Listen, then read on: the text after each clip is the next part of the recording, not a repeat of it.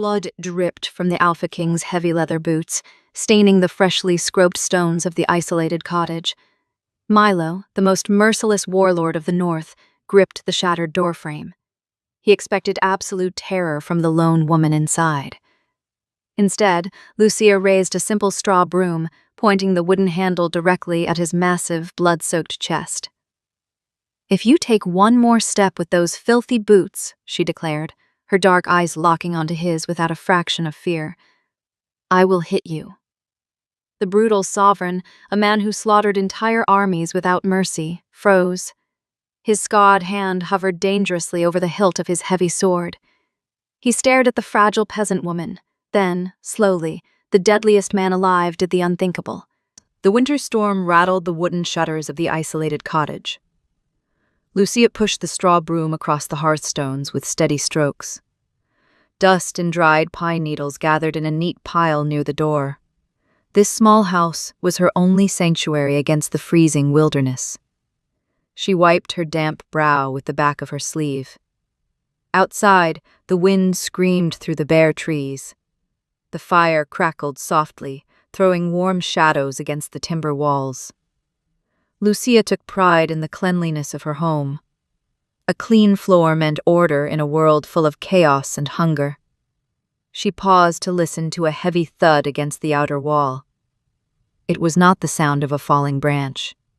Footsteps crunched heavily through the deep snow. Lucia gripped the wooden handle of her broom. The heavy oak door suddenly burst open with a violent slam.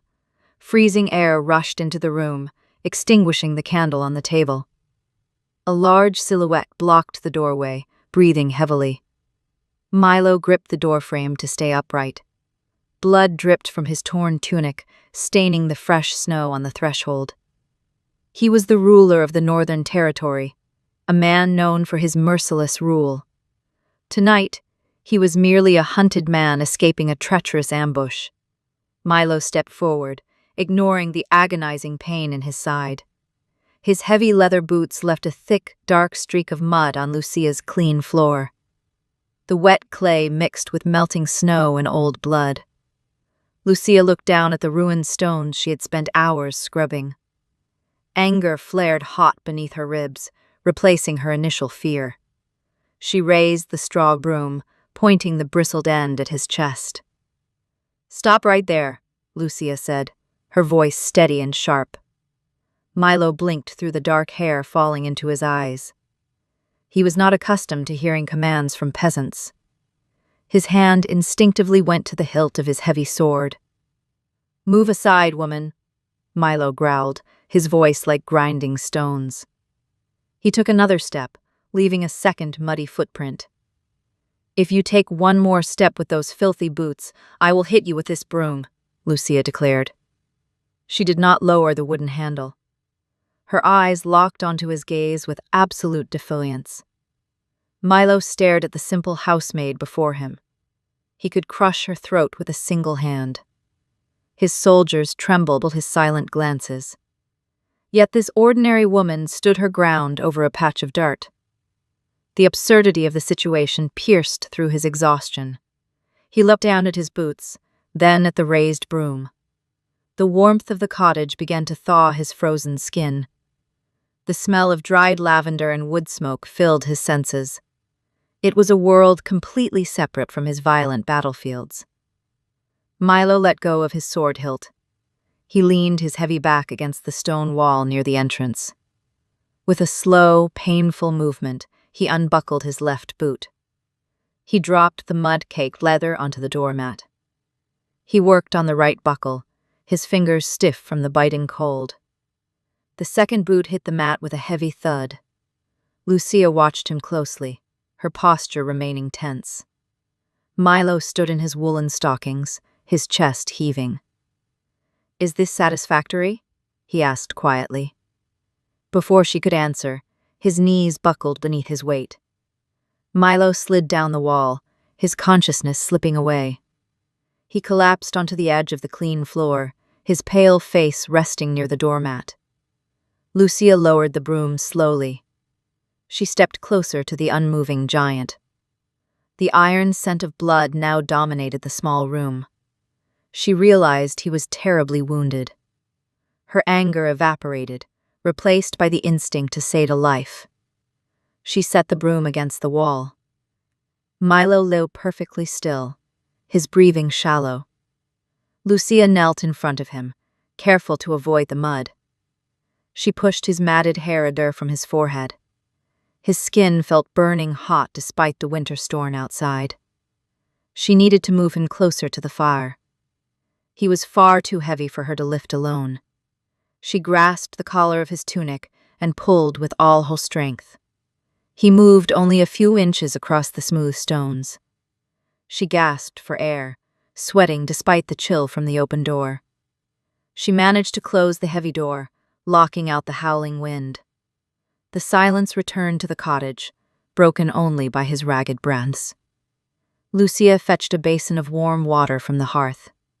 She brought a clean cloth and her basket of dried herbs. She sat on the floor beside the unconscious ruler. She began to cut away the blood-soaked fabric of his shirt. A deep gash stretched across his ribs, oozing dark blood. Milo groaned in his sleep, but did not wake. Lucia cleaned the wound with gentle, practiced motions. She applied a poultice of crushed marigold and yarrow.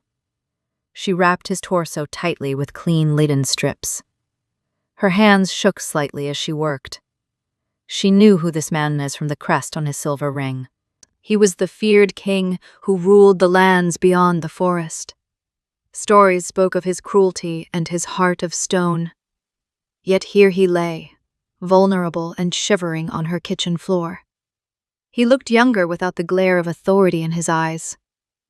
Lucia fetched her heaviest wool blanket from her bed. She spread it over his large frame, tucking it around his shoulders. She sat back against the cabinets, watching him through the night. The storm continued to batter the cottage until dawn. Milo did not stir for hours. The fire burned down to glowing embers. Lucia added another log to keep the room warm. She looked at the muddy footprints near the door. She smiled faintly at the memory of her own boldness. She had threatened a king with a broom, and the king had obeyed. The morning light burnt through the frosted window panes. Milo opened his eyes, staring at the low ceiling. His body ached with a dull, throbbing pain. He smelled vegetable broth simmering nearby. He tried to sit up, but a sharp pain in his ribs made him gasp.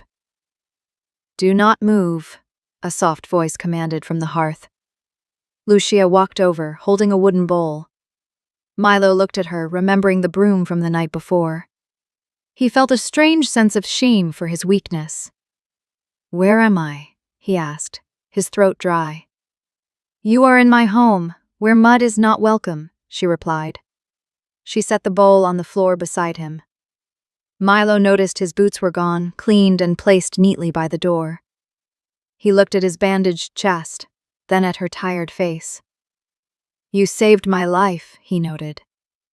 "I saved my floor first," she said with a small smile.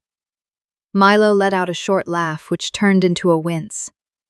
He looked at the broth, realizing how starved he was. He raised himself up on one elbow, refusing to show more vulnerability. Lucia handed him the wooden spoon. He took it, his large hand completely covering the handle. The simple meal tasted better than any banquet in his castle. She sat opposite him, her hands folded in her lap. "The soldiers will come looking for me," Milo warned. "Then I suggest you finish your breakfast before they arrive," she answered calmly. Milo studied her quiet strength. He had lived his life surrounded by sycophants and enemies. Nobody had ever treated him like an ordinary man. This woman did not fear his title. She only cared about the rules of her own small domain. He swallowed the last drop of broth and set the bowl down. "My name is Milo," he said, offering a rare piece of honesty. "I know," she replied simply. "And you are?" he asked. "Lucia," she said, standing up to gather the dishes. Milo watched her walk to the water basin. He felt a protective instinct stirring within his chest. He was used to protecting kingdoms, not individuals. Yet this fragile house felt worth defending. He tried to stand, using the wall for support. His legs were shaky, but his determination was absolute. Lucia did not look back, continuing her work. "Your boots are dry," she mentioned over her shoulder. Milo looked at the leather boots by the door. They were free of mud, polished with old grease. He realized she had worked through the night for him. A warmth expanded in his chest, unrelated to the fire. He walked slowly toward the door.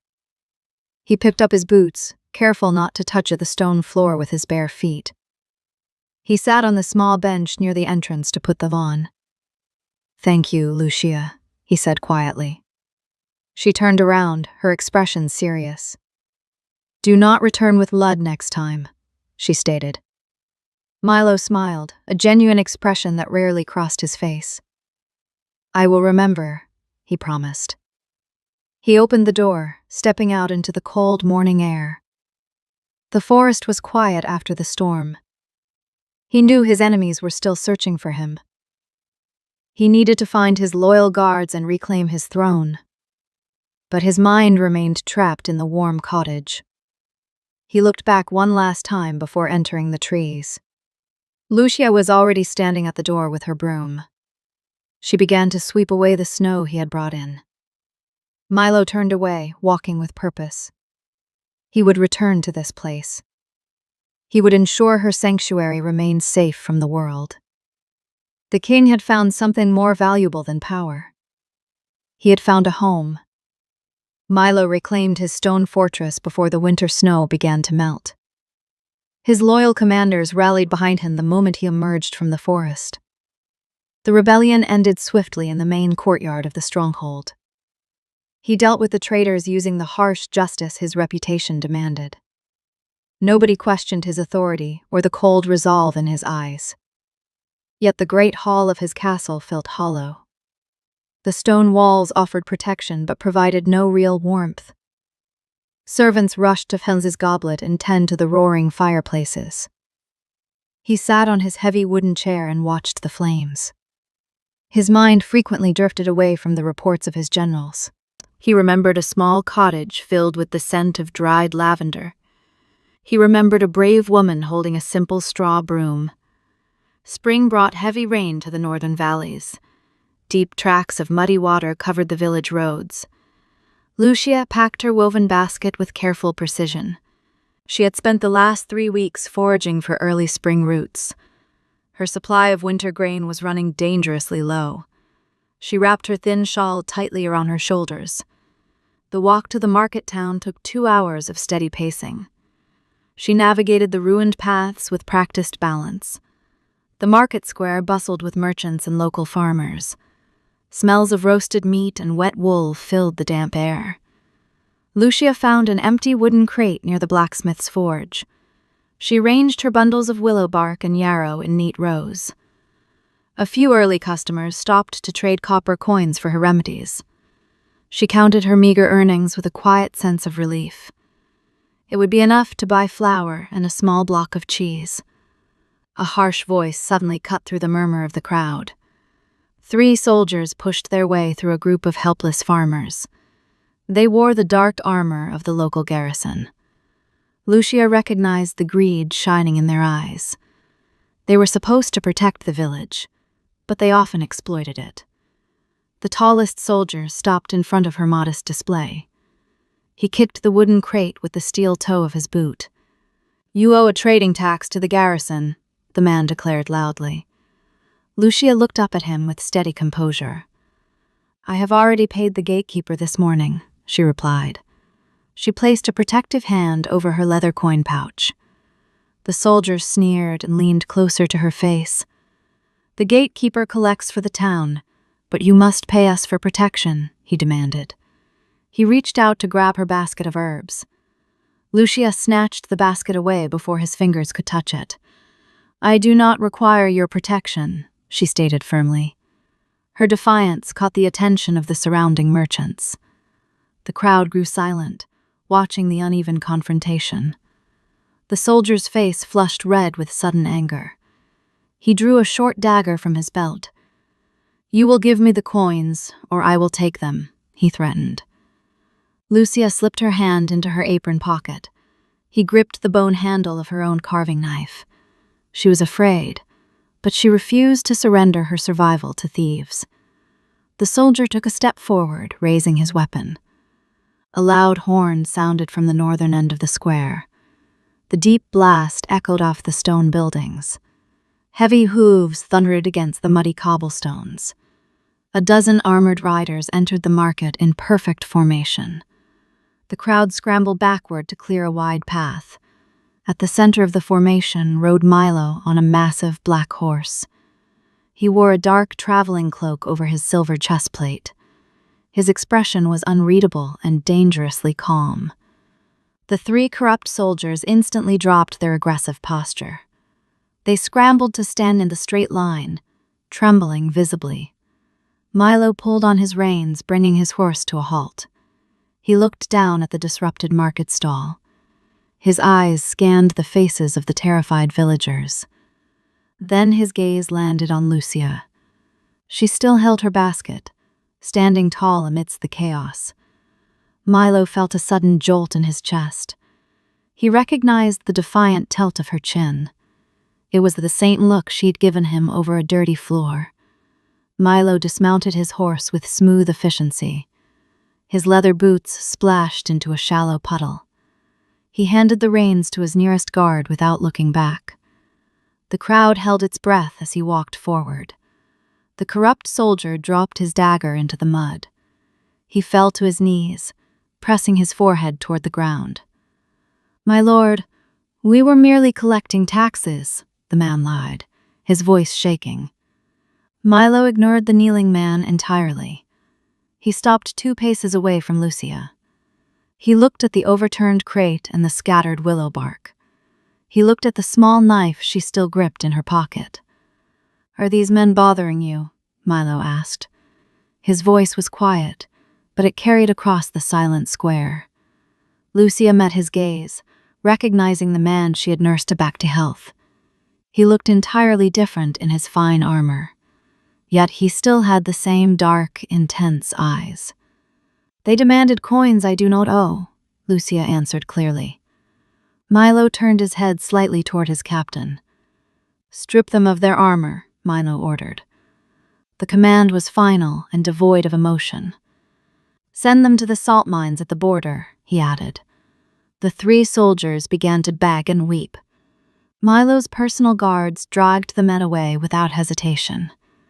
The swift judgment left the entire market in stunned silence. Milo turned his attention back to the muddy ground. He knelt slowly, his heavy armor clicking as he moved. He reached into the wet dirt with his bare hands. He picked up a bruised bundle of yarrow. He gently shook the mud from the delicate leaves. The villagers stared in absolute disbelief. Their ruthless ruler was performing the task of a peasant. Lucia watched him, her heart beating a little faster. Milo stood up and held out the herbs. "Your goods are damaged," he noted. "I can wash them at the river," she replied softly. Milo looked at her worn dress and her thin shawl. He saw the physical toll the lingering winter had taken on her. He reached inside his cloak and produced a heavy velvet pouch. He placed the bag of silver coins directly into her empty basket. "This will cover the cost of the damaged herbs," he said. Lucia looked at the immense wealth sitting in her basket. It was more money than she could earn in 10 lifetimes. "This is far too much," she objected, shaking her head. "Consider it payment for the medical supplies you used on me," Milo insisted. He took a step back, giving her space. He remembered how fiercely she guarded her independence. "I will not accept charity," Lucia said, lifting her chin. Milo allowed a small smile to touch his lips. "It is not charity," he assured her. "It is a debt paid by a man who tracks mud into clean houses," he added. A few merchants exchanged confused glances at his words. Lucia finally let out a quiet sigh. "Then your debt is settled," she accepted. She picked up her basket, preparing to leave. Milo did not want her to disappear into the crowd. "The roads are not safe for a woman traveling alone with silver," he stated. "I have managed by myself for a long time," she reminded him. "That does not mean you must continue to do so," Milo countered. He signaled to his captain with a brief nod. "2 of my men will escort you safely to your door," he declared. Lucia looked at the armored knights waiting for his command. She knew arguing with him in front of his subjects was useless. "As you wish," she conceded gracefully. Milo watched her turn and walk down the muddy street. 2 heavily armed riders followed at a respectful distance. He stood in the damp square long after she was out of sight. The villagers slowly returned to their business, speaking in hushed whispers. Milo wiped the dirt from his hands using a linen cloth. He mounted his horse and turned back toward the fortress. The silver coins would keep her fed and warm. The guards would keep her safe from thieves. But he knew it was not enough to ease his restless mind. He needed to see the inside of that clean cottage again. The 2 heavily armed guards left Lucia at the edge of the forest. She carried her heavy basket down the familiar dirt path toward her cottage. The silver coins weighed heavily against the coarse fabric of her pocket. She felt a strange mixture of gratitude and profound melancholy. The survival of her household was secured for the coming year. She unlocked the heavy oak door and stepped into the cold room. The hearth fire had died down to white ash during her long absence. Lucia quickly set her goods on the wooden table. She needed dry kindling to revive the dying embers. The wooden shed leaned heavily against the back of the cottage. Smells of damp earth and rotting pine bark hung in the still air. Lucia reached for a stack of split logs near the corner. A sudden rustle from the shadows made her freeze in place. She picked up a heavy piece of firewood and held it defensively. "Who is hiding there?" she asked in a firm voice. Only the sound of shallow, ragged breathing answered her question. Lucia stepped closer to the pile of discarded burlap sacks. She pulled the rough fabric away to reveal a tiny, trembling figure. A young girl huddled against the cold earth, her arms wrapped around her knees. The child wore thin, torn garments unsuitable for the harsh northern spring. Her bare feet were pale and covered in dried mud. Lucia dropped the firewood instantly. The lingering devastation of the border wars had left many children destitute. The bitter environment claimed those without shelter without mercy. Lucia knelt in the dirt and reached out a hand. The little girl flinched backward, pressing her thin shoulders against the wooden wall. "I will not hurt you," Lucia whispered gently. She kept her hands steady, waiting for the child to assess the situation. Hunger eventually overcame the girl's natural vigilance. She looked at Lucia's calm face and slowly uncurled her stiff limbs.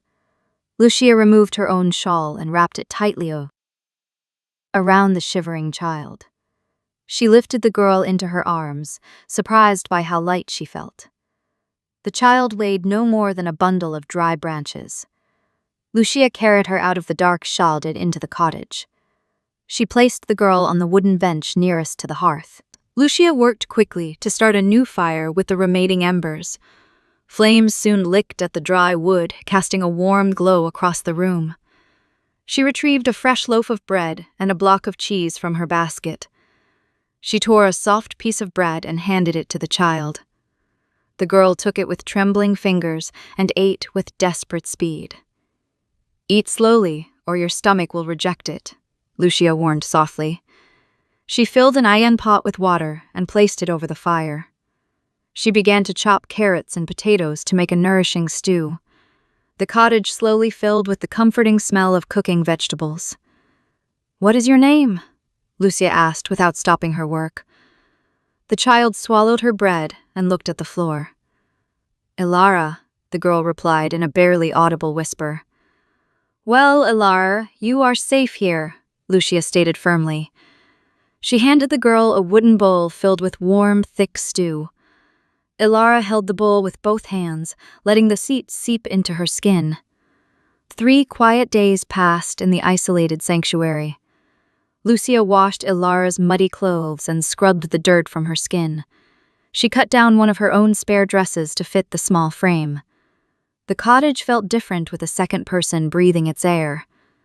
The profound silence of Lucia's solitary life is broken by soft footsteps. On the afternoon of the 4th day, a heavy knock echoed through the room. Lucia stopped sweeping the floor and looked toward the door. Ilara immediately dropped her wooden spoon and hid behind the large armchair. Lucia walked to the entrance and pulled the iron latch. Milo stood on the threshold, filling the entire doorframe with his massive shoulders. He wore a simple dark tunic instead of his heavy silver armor. His dark hair caught the afternoon sunlight, softening his usually stoic features. He looked down at his feet before stepping inside. His boots were completely free of mud and dust. "I ensured they were clean," Milo said, his voice deep and calm. Lucia felt an unexpected smile form on her lips. "You learn quickly," she replied, stepping aside to let him enter. Milo walked into the room, his eyes scanning the familiar space. His sovereign authority usually demanded immediate submission from everyone he met. Here he felt a strange desire to simply exist without a crown. He noticed a small pair of mismatched shoes sitting near the hearth. Milo turned his head and saw a pair of terrified eyes peering from behind a chair. He froze, his combat instincts temporarily confusing his mind. He was prepared for assassins, not a fragile child. Ilara stared at the towering man, recognizing the dangerous aura he carried. Milo looked at Lucia for an explanation. "I found her in the woodshed 3 days ago," Lucia explained quietly. "She has nowhere else to go," she added. Milo looked back at the trembling girl. He knew the brutal reality of the world outside this forest. He understood the dark abyss that swallowed the weak and the unprotected. His presence was clearly terrifying the young orphan. Milo slowly unbuckled the heavy sword belt from his waist. He set the deadly weapon on the table, far out of reach. He then lowered his large frame onto the wooden floorboards. He crossed his legs, making himself as small as physically possible. The contrast between his muscular build and his grounded posture was stark. He reached into his pocket and pulled out a small block of smooth pine wood. He withdrew a small carving knife from his boot. Ilara watched him intently, her curiosity slowly overriding her fear. Milo did not look at the child directly. He focused entirely on the piece of wood in his hands. He guided the sharp blade across the grain with precise, fluid motions. Wood shavings fell onto his dark trousers like a dusting of snow. Lucia watched the ruthless king perform a task suited for a village grandfather. The silence in the room stretched out, peaceful and unbroken. Milo carved the rough shape of a small horse. He smoothed the edges with his thumb, checking the balance of the wooden toy. He placed the finished horse on the floorboards and nudged it forward. The wooden toy slid across the clean stones and stopped near the armchair. Milo leaned back against the wall and waited. Ilara slowly stepped out from her hiding place. She kept her eyes fixed on Milo as she crouched down. Her tiny fingers picked up the carved horse. She held it tightly against her chest. "Thank you," Ilara whispered. Milo offered a solemn nod in response. He did not offer false smiles or overly enthusiastic words. He treated the child with a quiet dignity she had likely never experienced. Lucia felt a sudden tightening in her throat. She turned back to the hearth to stir the simmering pot. "Will you stay for supper?" Lucia asked, looking at the fire. Milo watched the flames reflect in her dark eyes. He thought of the cold stone walls waiting for him at the fortress. "If you have enough," Milo answered. Lucia reached for a third wooden bowl. "We always have enough," she said. Spring faded into the warmer days of early summer. Milo visited the isolated cottage twice a week without fail. He left his heavy armor and his sovereign titles at the edge of the trees. The brutal ruler of the north transformed into a quiet laborer upon entering the clearing. He swung a heavy iron axe behind the woodshed for hours. He split enough hookbogs to last them through the next 2 winters. Lucia did not ask him to perform these exhausting tasks. She simply left a pitcher of cold well water on the porch for him. He repaired the sagging wooden roof with fresh pine shingles. He fixed the broken hinges on the heavy oak door. The cottage slowly became a fortress of a different kind.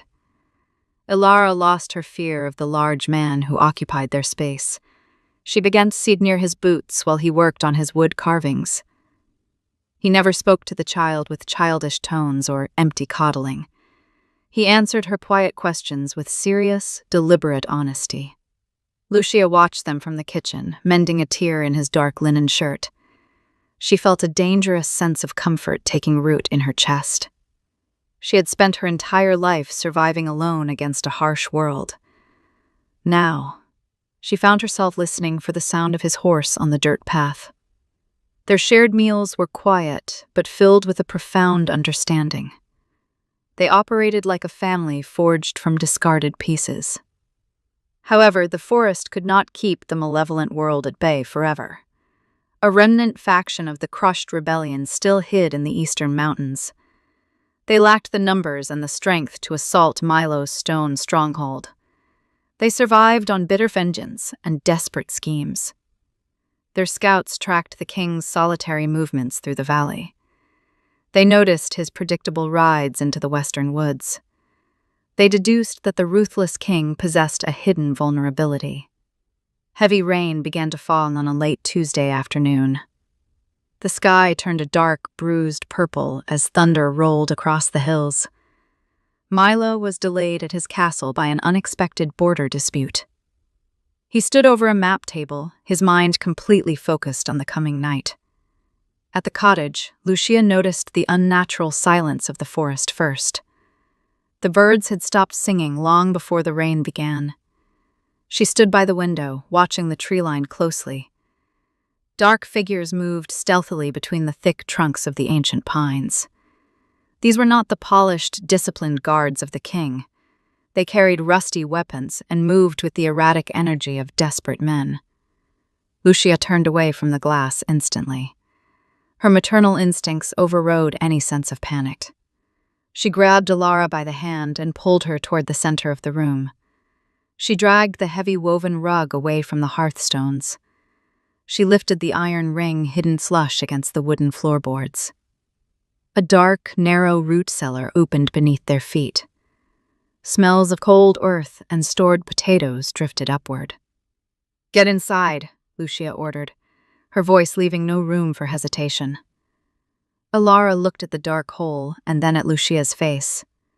She recognized the mortal danger in the older woman's eyes. The child climbed down the wooden ladder without shedding a single tear. Lucia knelt beside the opening, holding the trapdoor. "Do not make a sound, no matter what you hear," Lucia instructed. "Will Milo come?" the little girl whispered from the shadows. "He will," Lucia promised, praying the words were true. She lowered the heavy wooden door into place. She kicked the woven rug back over the secret entrance. She smoothed the edges of the fabric with her foot. Heavy footsteps splashed through the mud on the front porch. Low voices muttered harsh curses in the pouring rain. Lucia walked to the kitchen counter with purposeful strides. She picked up her bone-handled carving knife. She slipped the blade into the deep pocket of her apron.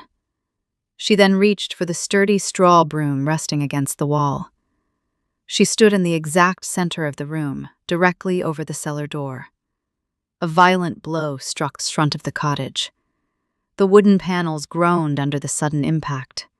A second strike shattered the metal lock Milo had carefully repaired. The oak door swung open, slamming violently against the inner wall. Wind and rain whipped into the clean, warm room. 4 men stepped over the threshold, their boots dripping with foul mud. They wore ragged cloaks and held rusted swords drawn and ready. Their faces were hard, scarred by war and driven by malice. They looked around the modest room, expecting to find the king. They only saw a lone woman holding a simple broom. The leader of the mercenaries stepped forward, leaving a trail of dirt on the floor. "Where is he?" the man demanded, pointing his blade at her chest. Lucia gripped the wooden handle of her broom with white knuckles. She looked at the mud ruining her freshly swept stones.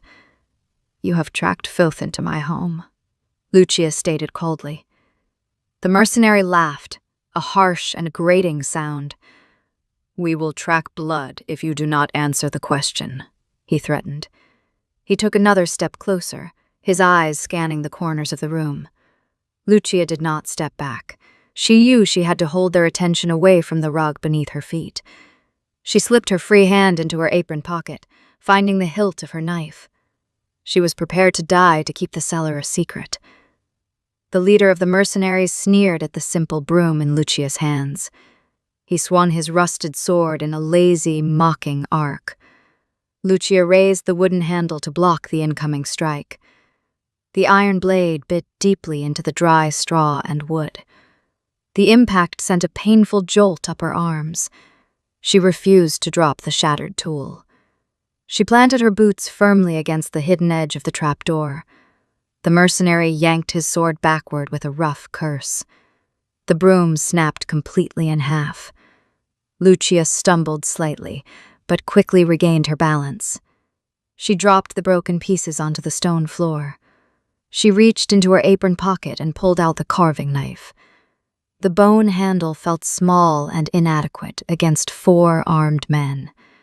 The 3 other mercenaries laughed at her desperate defense. They moved slowly into the room, tracking wet mud across the clean stones. Rain lashed fiercely against the open window shutters. Thunder rumbled low and heavy across the darkened valley. "You are wasting our time, woman," the leader spat. He stepped forward, raising his weapon for a lethal strike. A sudden flash of lightning illuminated the open doorway.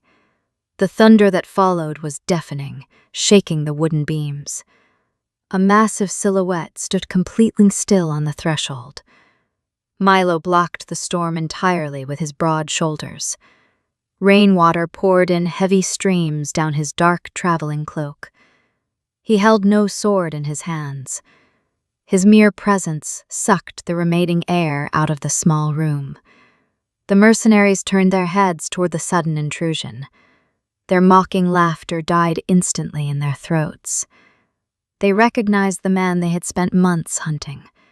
They also recognized the fatal mistake they had just made. Milo looked at the broken broom on the floor. He looked at the mud covering the hearthstones. Then his gaze locked onto the rusted sword pointed at Lucia. His eyes grew entirely black in the dim light of the cottage. He did not speak a single word of warning. Milo moved forward with a speed that defied his massive size. He crossed the room in 2 devastatingly fast strides. The first mercenary raised his blade in a panic. Milo caught the man the wrist in midair. He twisted his grip with absolute, unforgiving force.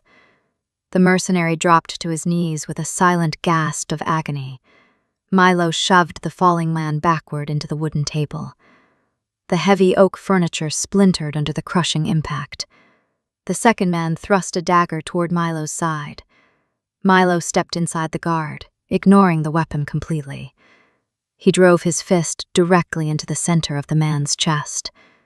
The impact sounded like a heavy stone dropping onto frozen earth. The mercenary flew backward, crashing through the open door and into the mud outside. He did not move again. The third attacker lunged with a desperate, wild yell. Milo did not even look at him. He simply reached out and grabbed the man by the collar of his tunic. He hurled the attacker against the solid stone wall of the chimney. The man slumped to the floor, completely unconscious before he landed. Only the leader remained standing in the center of the room. His hands shook violently as he held his sword in front of him. He backed away, his boots slipping on the wet floor. Milo turned his full attention to the trembling man. The king did not draw a weapon. He walked forward slowly, letting the silence crush his enemy. The leader swung his sword in a blind, terrified arc. Milo ducked under the clumsy strike with smooth precision. He gripped the front of the mercenary's leather armor with both hands. He lifted the full-grown man entirely off his feet. Milo carried him toward the open doorway. He threw the leader out into the raging storm with immense power. The man landed heavily in the deep mud, instantly defeated. Milo stood in the doorway, staring out into the rain. His chest heaved with slow, controlled breaths. The violent storm outside seemed quiet compared to the fury in his veins. He waited a long moment to ensure no others hid in the trees. The forest offered no further resistance. Milo turned his back to the rain and looked at the ruined room. Shattered wood and dirty water covered the floorboards. The peaceful sanctuary he had helped build was heavily damaged. He looked across the room and found Lucia. She still stood over the woven rug, gripping her small knife. Her hands were shaking, but her chin remained held high. Milo felt the cold rage drain from his body. It was replaced by a sharp, suffocating fear. He walked toward her, stepping carefully around the debris. He stopped 2 paces away, respecting the weapon in her hand. "Are you hurt?" Milo asked, his voice low and strained. Lucia blinked, the reality of her survival finally setting in. She lowered the carving knife slowly. She slipped the blade back into her apron pocket. "I am uninjured," Lucia replied, her voice remarkably steady. She looked at the devastation surrounding them. "My floor is a disaster," she added quietly. Milo let out a breath he did not know he was holding. He felt the tension leave his shoulders. Lucia immediately dropped to her knees. She threw the heavy woven rug aside. She grabbed the iron ring and pulled the trapdoor open. Milo stepped closer, suddenly understanding her defensive stance. She had not been protecting herself. She had been protecting the ground beneath her feet. "Alara," Lucia called out into the dark space. "It is safe now." A moment of silence stretched from the cellar. Then a small, pale face appeared at the bottom of the wooden ladder. Alara climbed the steps slowly, her eyes wide with lingering fear. Lucia reached down and pulled the child up into the room. She hugged the little girl tightly against her chest. Alara buried her face in Lucia's shoulder, remaining completely silent. Milo stood above them, watching the embrace. He remembered the rusted sword pointed at Lucia's chest. He realized how close he had come to losing everything that mattered. He knelt slowly beside them, resting his knees on the wet stones. He ignored the mud soaking into his dark trousers. He reached out a large, calloused hand. He gently placed it on Alara's trembling back. The child did not flinch from his touch. She turned her head slightly and looked at Milo. She saw the rainwater dripping from his dark hair. She saw the worry etched deeply into his harsh features. Alara released her grip on Lucia. She leaned forward and wrapped her small arms around Milo's thick neck. Milo froze completely. He had never been held by a child. His hands were meant for war and heavy labor. He did not know how to hold something so entirely fragile. He looked at Lucia, an uncharacteristic uncertainty in his eyes. Lucia offered him a small, reassuring nod. Milo slowly wrapped his large arms around the little girl. He pulled her gently against his broad chest. He rested his chin lightly on top of her head. The ruthless king closed his eyes, overwhelmed by a profound sense of peace. The storm continued to rage outside the broken door. Inside, sitting on the muddy floorboards, Milo finally understood his true purpose.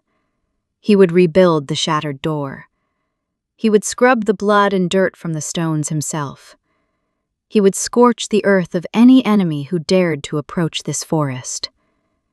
He opened his eyes and looked directly at Lucia. The unspoken promise hung heavily in the air between them. He belonged to this cottage now. They sat together on the floor, while the thunder slowly faded away. Milo remained awake long after the storm passed. He sat in the heavy armchair facing the broken doorway. His sword lay across his knees, completely clean and ready. Lucia and Alara slept together in the single bed near the hearth. The fire crackled quietly, fighting against the damp chill of the room. Milo watched the steady rise and fall of their breathing. He had spent years defending borders and crushing rebellions. He had never felt such a profound fear of failure until tonight. The wooden door was shattered beyond simple repair. The sanctuary was broken. Dawn arrived with pale, cold light filtering through the trees. Milo stood up and set his sword on the table. He walked to the entrance and began gathering the splintered wood. He carried the heavy debris outside, stacking it near the shed. He returned with a bucket of clean water from the well. He found a rag and knelt on the ruined floorboards.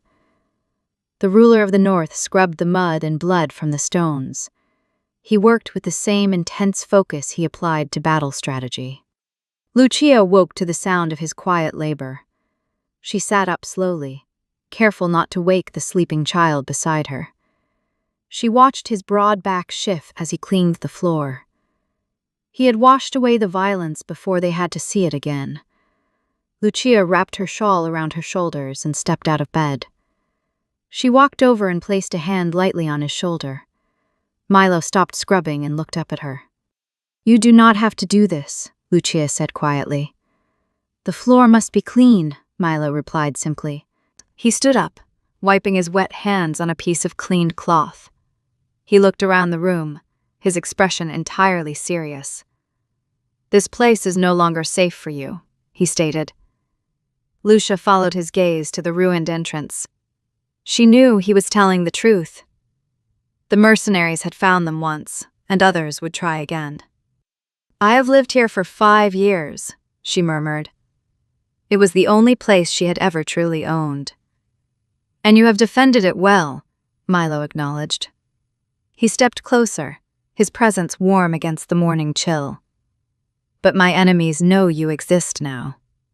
He looked at the bed where Alara was still sleeping peacefully.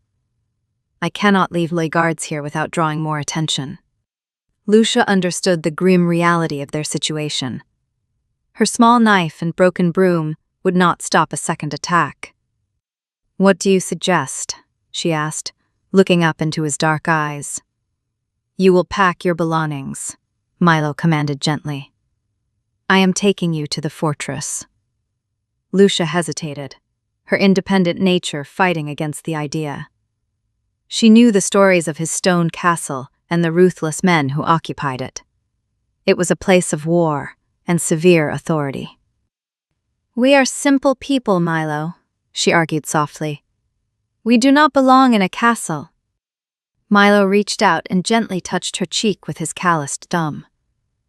"You belong wherever I am," he corrected her. The absolute certainty in his voice left no room for doubt. He dropped his hand and turned toward the window. "I will send a rider to bring a carriage," he decided. "We do not need a carriage," Lucia stated firmly. "I am perfectly capable of walking." Milo looked at her stubborn expression and allowed a faint smile. "Then we will ride," he compromised. Lucia spent the next hour packing their meager possessions. She folded the small dresses she had made for Alara. She wrapped her dried herbs in heavy linen cloth. She placed the wooden horse Milo had carved on top of the pile. Alara woke up and watched the preparations in silence. The child did not ask questions. She simply held onto Lucia's skirt, sensing the impending change. Milo returned from the forest, leading his massive black warhorse. The animal snorted, its breath pluming in the crisp air.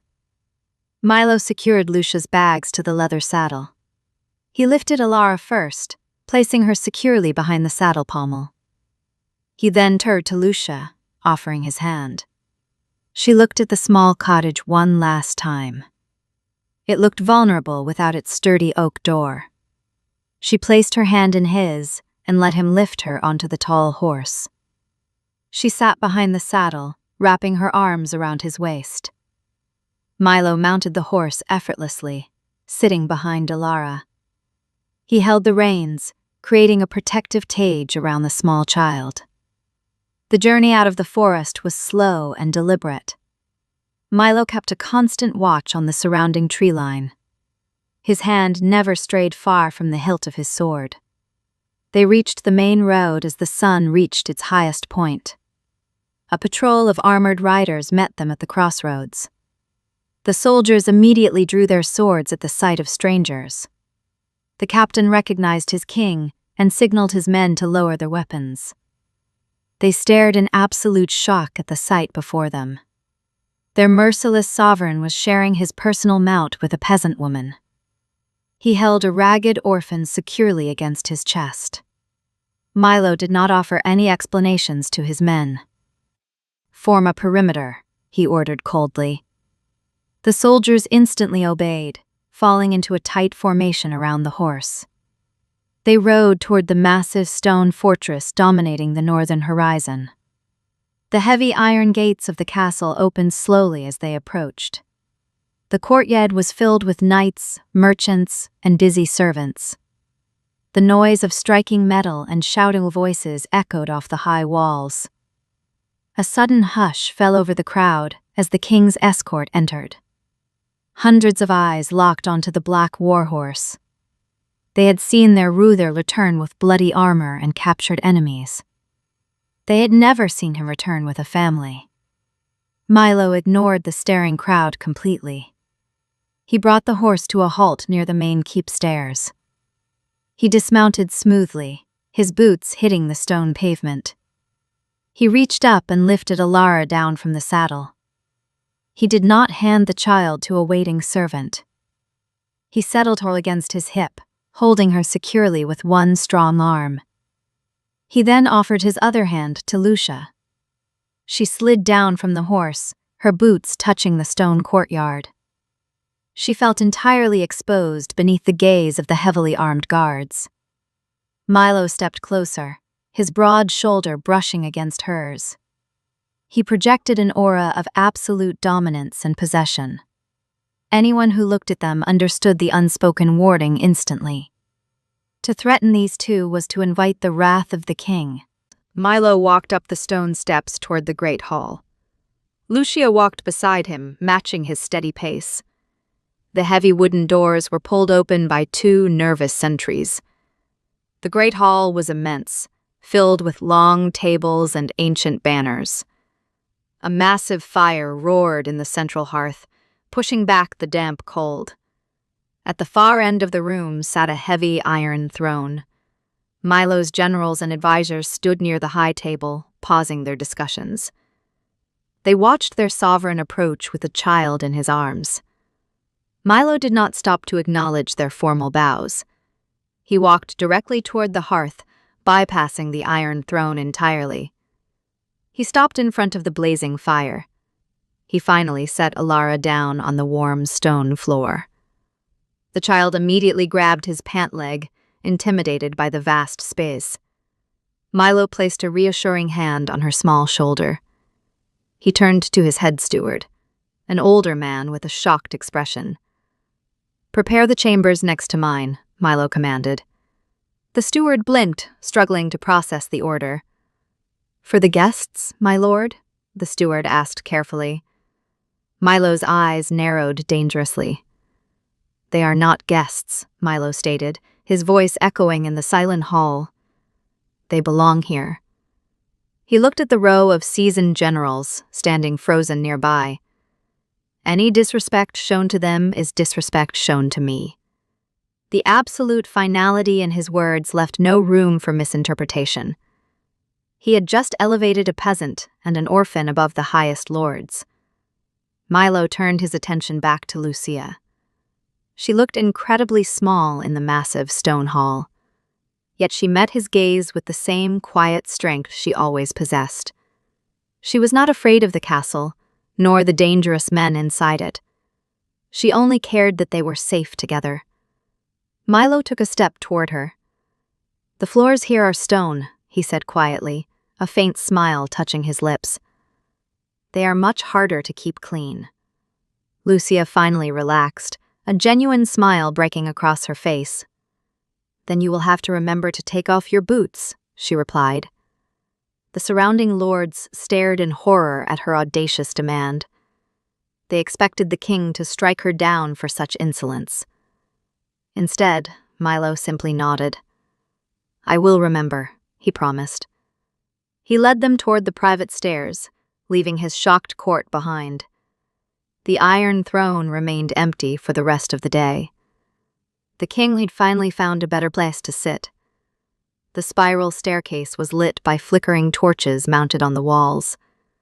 Lucia kept a firm grip on Alara's hand as they climbed higher into the keep.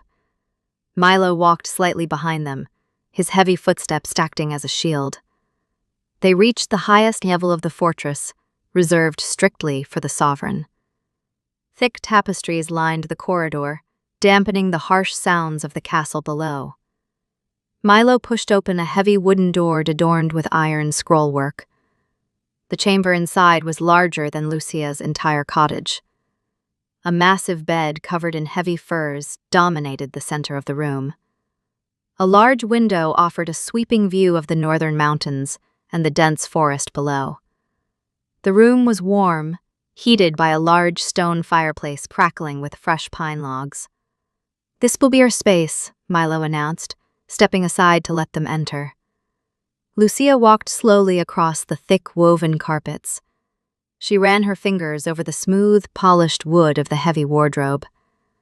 It was a world of unimaginable luxury and stark contrast to her previous life. Alara immediately walked toward the fire, sitting on the plush rug. She pulled the wooden horse from Lucia's bag and began to plan quietly. Milo watched them settle in, a deep sense of satisfaction anchoring his chest.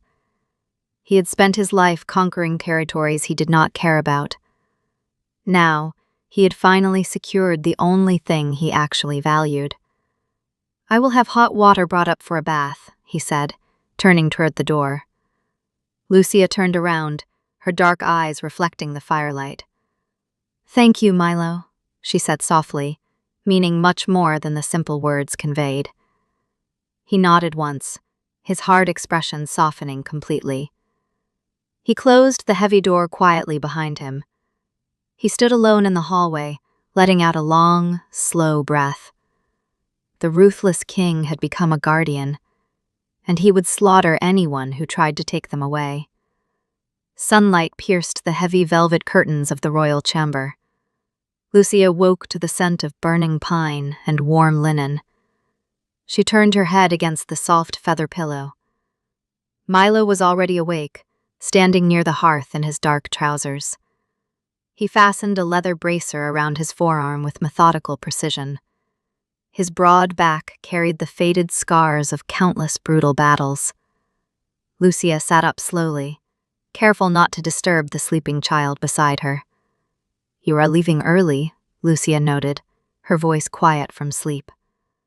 Milo paused his movements and turned to face her. "The remaining mercenaries must be hunted down before they regroup," he explained. He walked toward the edge of the large wooden bed. He reached out and tucked a stray lock of dark hair behind her ear.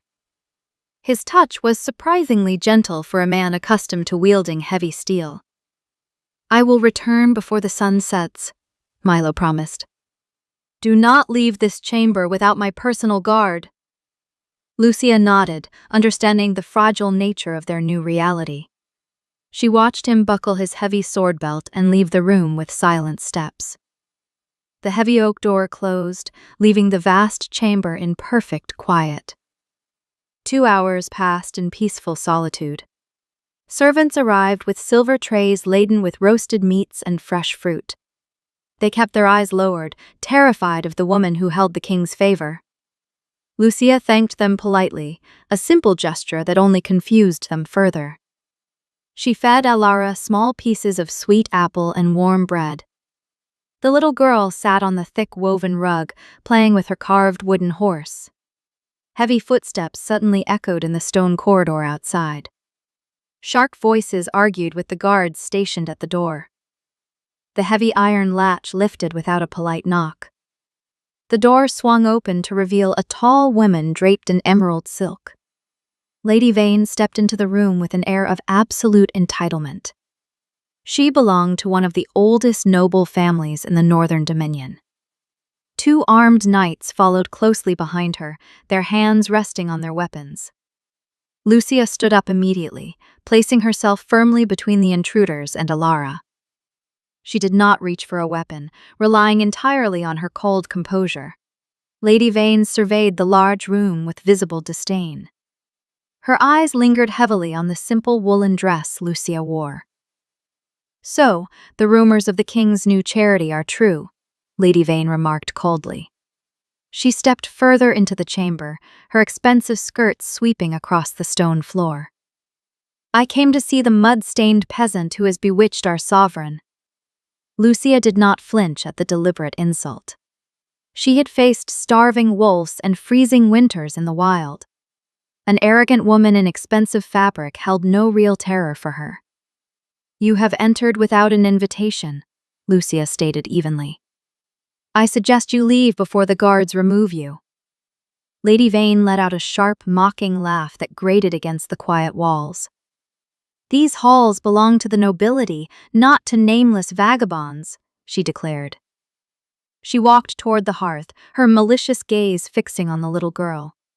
Alara clutched her wooden horse tightly, shrinking back from the stranger.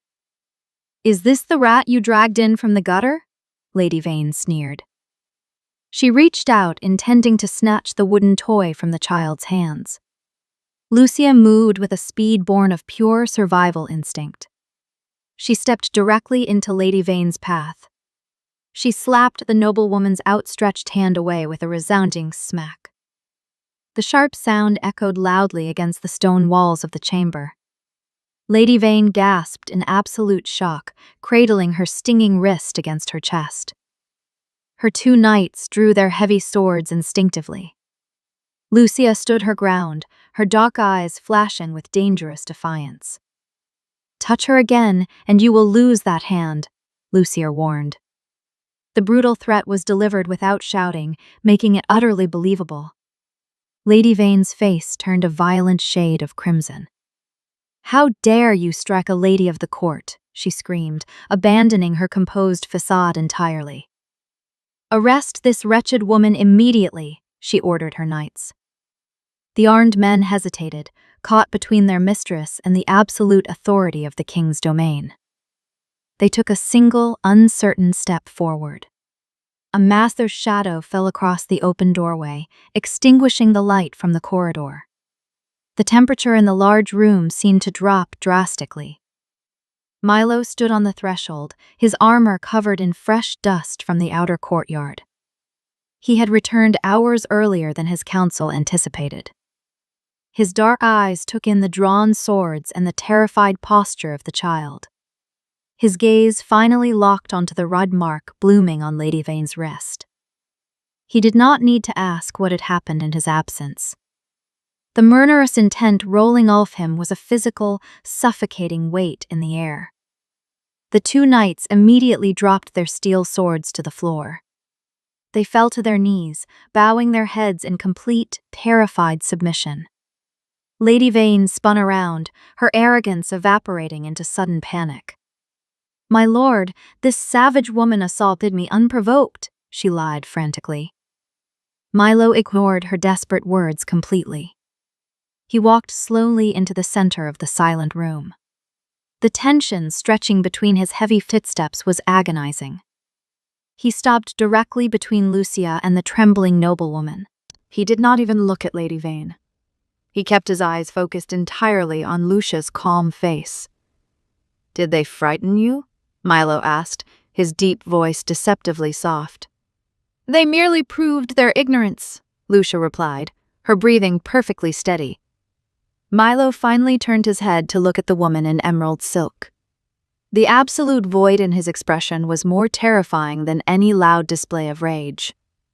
"Your family has served this fortress for 3 generations," Milo stated coldly. That history ends today. Lady Vane fell to her knees, her silk dress pooling uselessly on the stone. Please, my sovereign, I only meant to enforce proper court protocol, she begged through falling tears. Milo looked down at her with absolute, unyielding disgust. You dared to bring drawn steel into the sanctuary of my family, he declared. The word family struck the silent room with the undeniable force of a warhammer. It was a public, permanent declaration of their true status. Your lands are completely forfeit to the crown, Milo commanded. Your titles are stripped, and your name will be erased from the ledgers. He gestured toward the open doorway with a single sharp motion. You have until nightfall to leave my territory, or you will swing from the outer walls. Lady Vane collapsed into hysterical sobs, realizing her vanity had destroyed her entire lineage. The two knights scrabbled to their feet in sheer terror. They dragged their disgraced mistress out of the chamber by her arms. They disappeared down the long corridor without daring to look back. Milo signaled to his personal guards standing outside the room. Seal the corridor and post 10 men at this door, he ordered into the hallway. Nobody enters without my explicit permission. The heavy oak door slammed shut, locking the treacherous chaos outside. Milo stood in the quiet room, his massive chest rising and falling slowly. He unbuckled his heavy sword, setting it on a nearby table with a loud clatter. He turned back to face the brave woman who had effortlessly stood up to his court. Lucia bent down and picked up the silver tray the servant had left earlier. She walked over to a small wooden table near the tall window. She set the tray down and poured a cup of warm, spiced wine.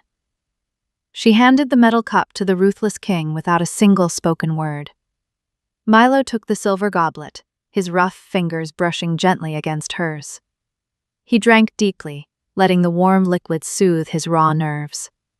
He sat down heavily on a wooden chair, running a hand through his dark hair. Elara crept forward from the hearth, clutching her wooden horse tightly. She stood next to Milo's armored leg, looking up at his exhausted face. She patted his metal knee guard with a tiny, gentle hand. Milo looked down at the child, the violent shadows leaving his eyes completely. He reached into his leather pouch and pulled out a small, polished liver stone. He handed it to Elara, who accepted the smooth gift with a bright, innocent smile. Lucia brought him a plate of cold, roasted meat and cheese. You returned early, she noted quietly. The council found the remaining mercenaries attempting to cross the eastern river, Milo explained. They have been dealt with permanently. He picked up a piece of bread, suddenly realizing how intensely hungry he was. He ate the simple meal in the absolute presence of the only people who mattered. The vast fortress surrounding them was filled with hidden enemies and treacherous ambition. Yet inside this single chamber, there was only perfect, unbreakable peace. Lucia sat opposite him, watching him eat with a sense of profound contentment. She had lost her simple, isolated cottage in the deep woods. She had gained a dangerous protector who would gladly burn the world to keep her safe.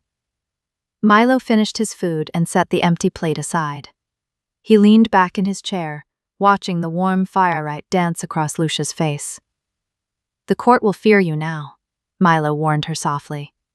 They will whisper behind your back and plot in the dark shadows. Lucia met his intense gaze without a single ounce of hesitation. I have lived in the shadows my entire life, she replied evenly. I know how to navigate the dark without stumbling. Milo felt a sudden surge of fierce pride swell within his chest. He knew she did not need his protection to survive the harsh world. She merely allowed him the immense privilege of standing beside her. He stood up and crossed the small distance between them. He reached down and pulled her gently from her wooden chair. He wrapped his strong arms around her, pulling her against his armor. Lucia rested her head against his chest, listening to the steady beat of his heart. Elara walked over and leaned softly against Milo's leg. Milo dropped one large hand to rest comfortably on the child's soft hair. The three of them stood together in the fading afternoon light, Outside the heavy door, the Northern Dominion trembled at the terrible wrath of their sovereign. Inside, the brutal king was simply a man holding his family. Autumn winds swept through the northern mountains with a bitter, relentless edge.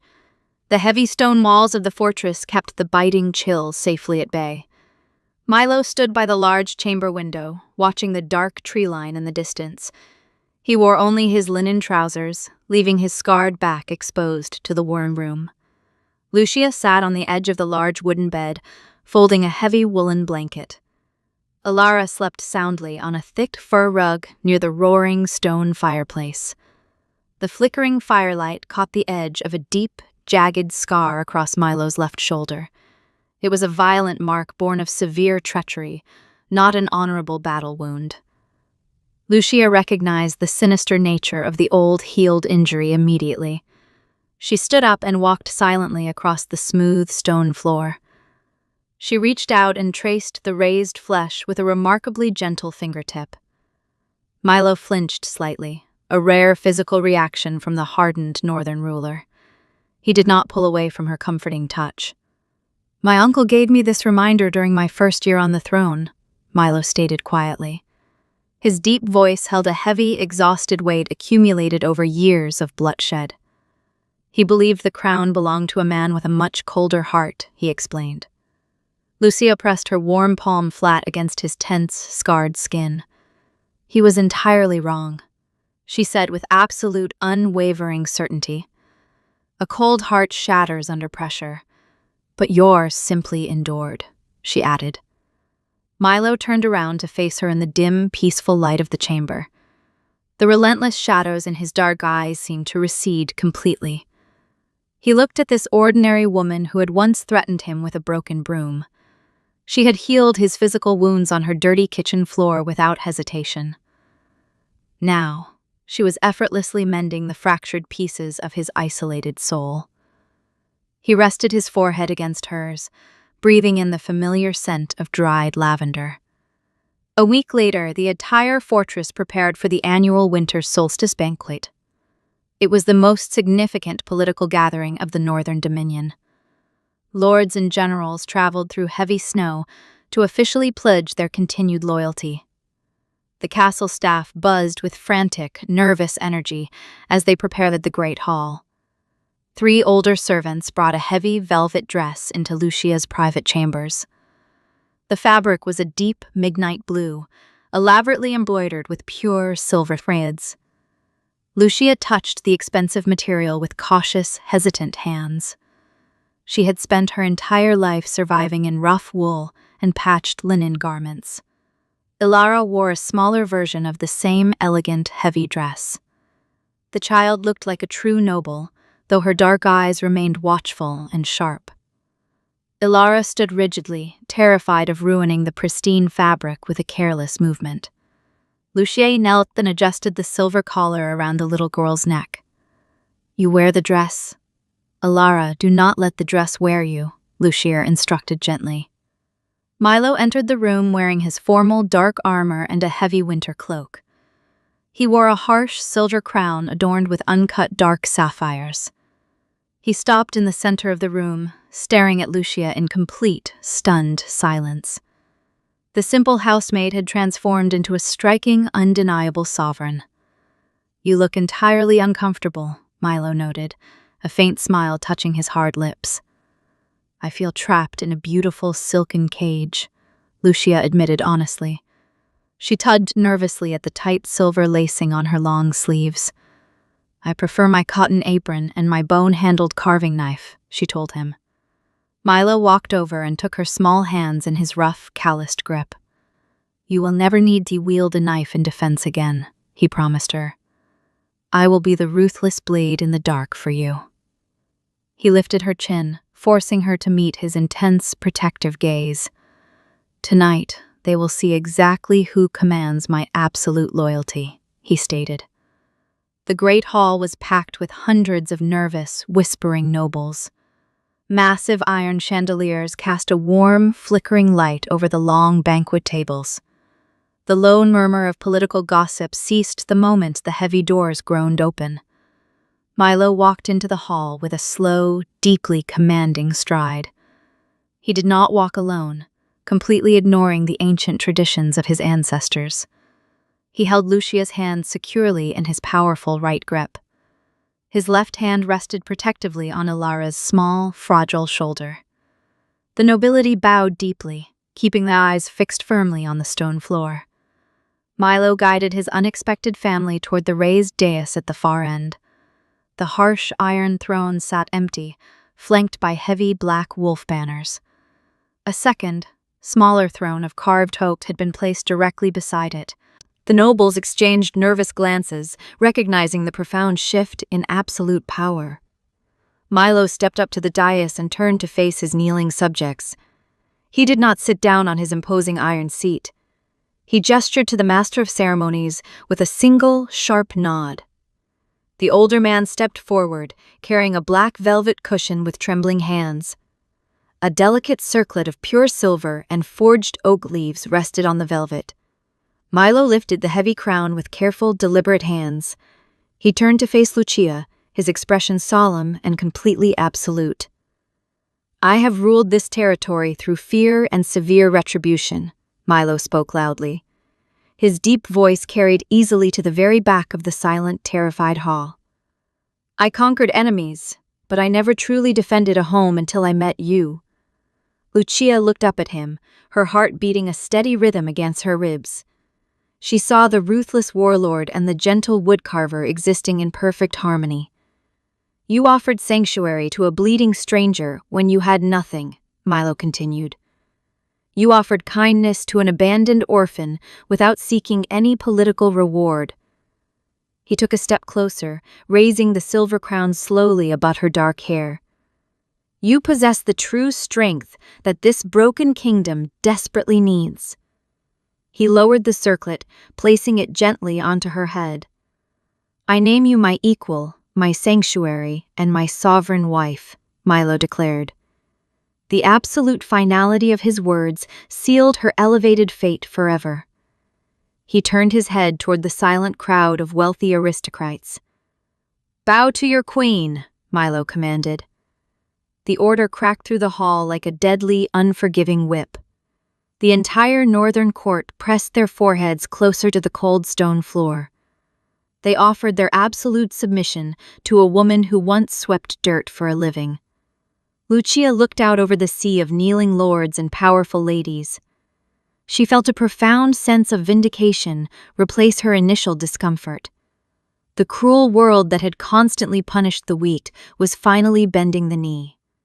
Milo wrapped his heavy arm around her waist, pulling her securely against his armor. Ilara stood beside them, holding tightly onto Lucia's silk skirts. The orphan child watched the powerful nobles grovel on the ground before them. She realized with sudden clarity that she would never go hungry or cold again. Milo finally sat down on his harsh, uncomfortable iron throne. He pulled Lucia down to sit beside him on the polished oak chair. The extravagant banquet commenced with a strange, highly respectful quiet.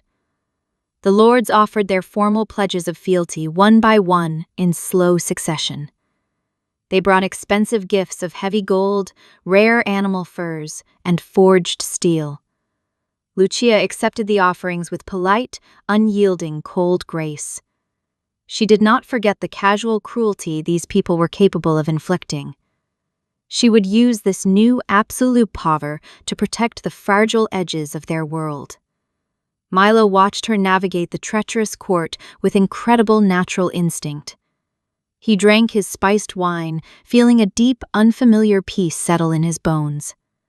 He had spent his entire life surrounded by hired assassins and desperate sycophants. Now, he was surrounded by true loyalty forged in the fire of shared survival. The grand banquet lasted until the early, freezing hours of the morning.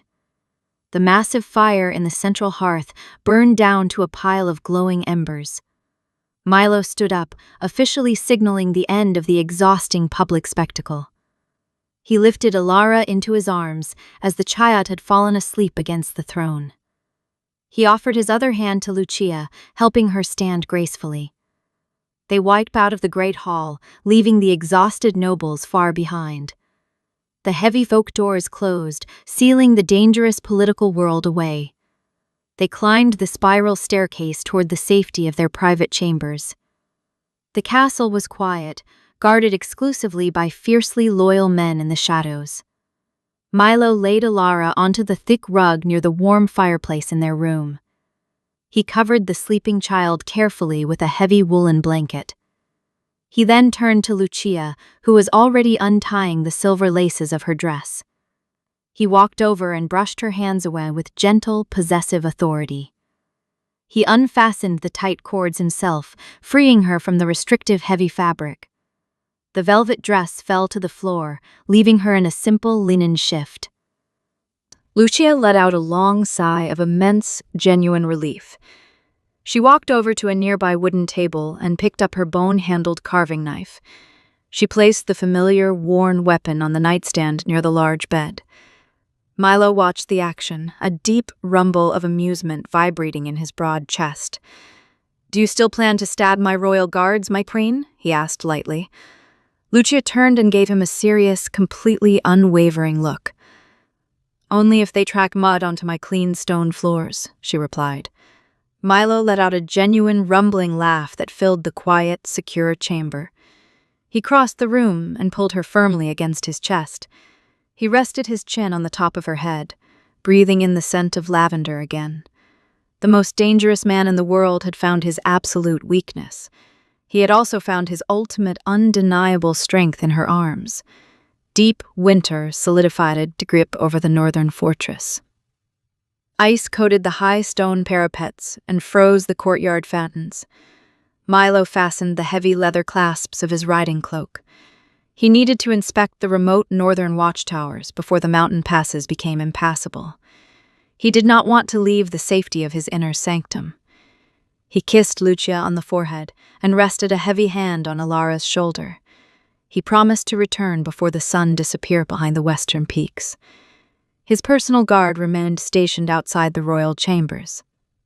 The castle fell into a quiet routine of domestic chores and murmured diplomacy. Treachery rarely announces itself with loud trumpets or marching drums.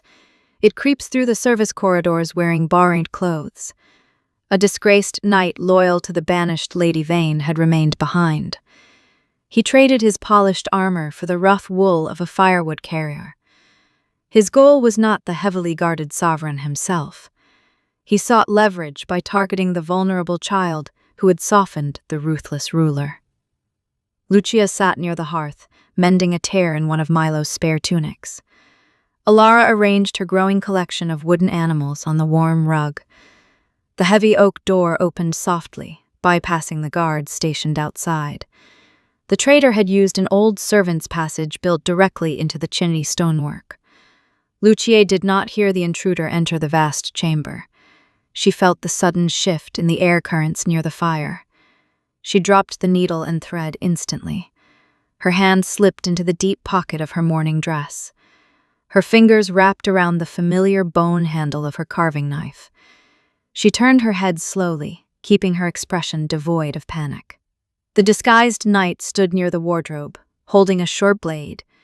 His eyes were fixed hungrily on the oblivious orphan playing on the floor. Lucia did not scream for the guards. Shouting would trigger a desperate lunge from the cornered assassin. She stood up smoothly and moved between the knight and the child. "Alara, take your horse and go into the dressing alcove," Lucia instructed. Her voice carried the calm, sharp authority of a veteran survivor. The little girl recognized the serious tone immediately. Alara scooped up her wooden toys and ran into the narrow, windowless side room. The knight realized his element of surprise was ruined. He stepped forward, raising his weapon toward Lucia. "Move aside, peasant," the man spat, dropping his subservient disguise. "You have cost my lady her ancestral home." Lucia gripped her knife firmly, pointing the short blade upward.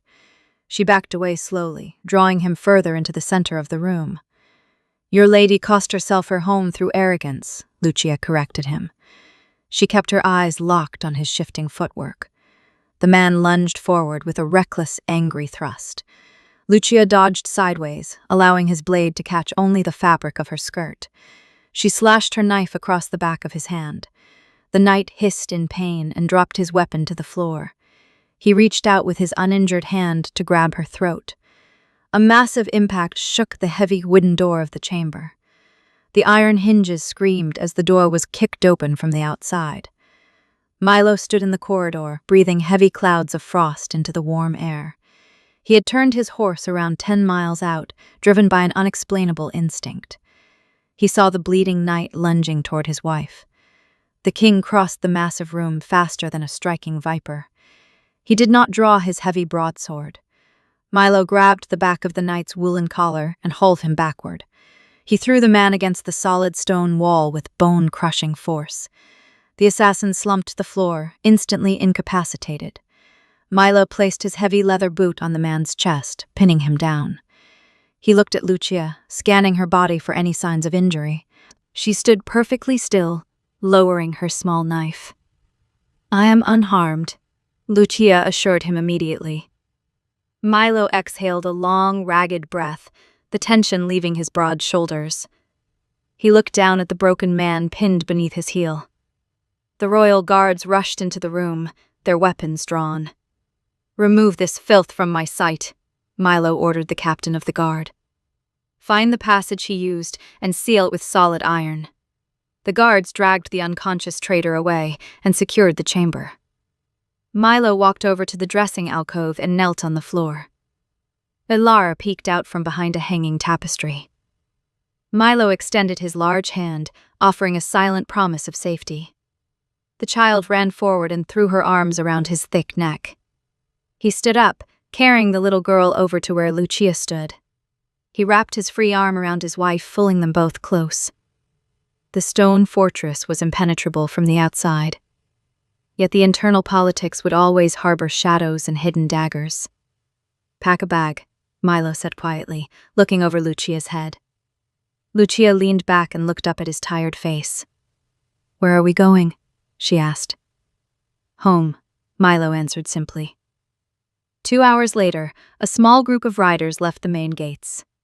Milo wore no royal insignia or heavy plate armor.